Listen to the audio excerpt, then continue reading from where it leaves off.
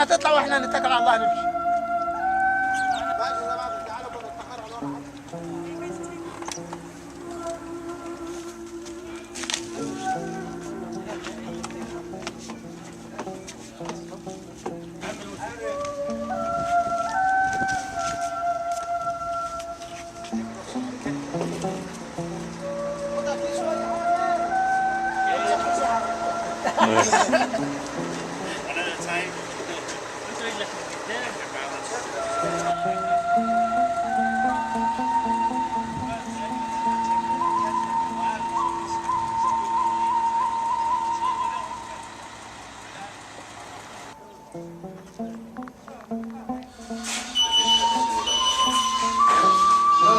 This was the Nilometer of the temple. So the temple was bigger than how it is now, but the flood water swallowed part of this temple. You can see here the rest of the Nilometer. You can see the stairs which connected with the water shaft there. It's not functioning anymore. But it used to be working at that time to measure the level of water during the different times of the year. The temple of Kom Ombo is a very unique and different temple comparing with the other temples, because this temple was dedicated to two groups of gods, two triads, not one as usual, but this one dedicated to two groups of gods. The temple we see nowadays is a Greco-Roman temple. It was built by the Greeks, by the Romans. It was built in about 400 years. It started in 181 before Christ, finished in 219 after Christ. Built here during the time of the New Kingdom, and the city got its importance as early as the Middle Kingdom. By the time of the Middle Kingdom, the city also got great importance because the location of the city is unique. It's locating on the bank of the Nile, on a bend, and on the east side of the Nile, the fertile land. It's dedicated to two groups of gods, as I mentioned, Horus or Horwer, which means the elder Horus, and Sobek, the crocodile god. So this temple is known as the double temple. One side dedicated to Sobek, one side dedicated to Horus. There's an inscription in Greek, just about the second word. That makes it sit up. That's the Greek word for emperor. They had a kind of festival calendar or calendar of rituals in this temple. The ancient Egyptians in the ancient times divided the year into 360 days and 12 equal months, 30 days each, 3 weeks a month, 10 days each, 3 seasons a year, 4 months each. They added 5 days at the end of each year for celebrations, and then they started the new year and so on. And they used special kind of numbers to mention the number of the day in every month. So for number 1, they just used a dash like that, like 1 for 1. What about 2? 2 dashes, like this one. There are 2 dashes. 2, 3, 3 dashes.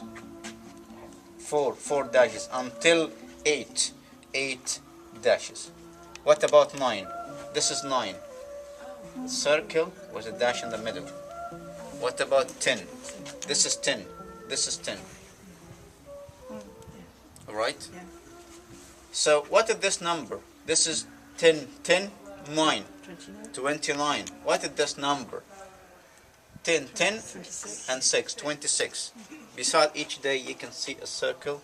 This is the representation of the sun, which representing the day itself. So this is the day number 22, the day number 23, the day number 24, 25, 26, 27, 28, 29.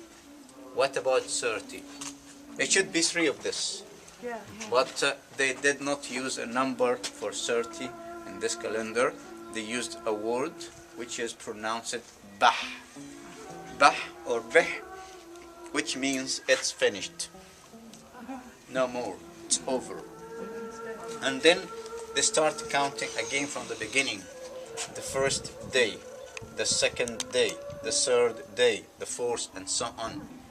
The first day of the third month of the agriculture season, the second day, the third day, and so on. Beside each day, certain rituals and things used to be done in that day. They're written in hieroglyphs, as you see.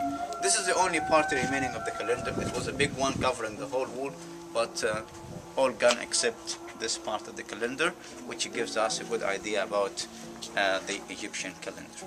And the three part of the world is decorated with a number of medical instruments. You can see scalpels, scissor, suture for making the operations, like cups of hot air or whatever. In the middle you can see scale, on top you can see some saws and knives. All of these medical instruments being offered. You can see on top the goddess Ma'at, the goddess of justice. She is balancing the two equal sides of the temple between the two different gods.